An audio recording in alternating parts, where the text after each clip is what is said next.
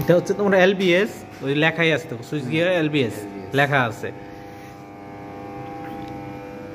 এটা হচ্ছে volt metre, এটা হচ্ছে energy meter, energy ampere metre, এটা এম্পিয়ার শো করতেছে।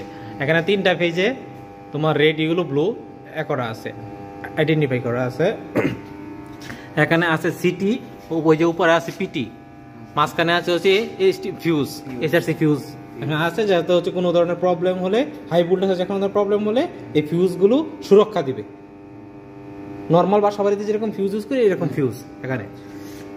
এটা নর্মালি 350 বা 500 কেভিএ পর্যন্ত এলবিএস ইউজ করা হয়, তার উপরে গেলে বিসিবি ইউজ করি আমরা।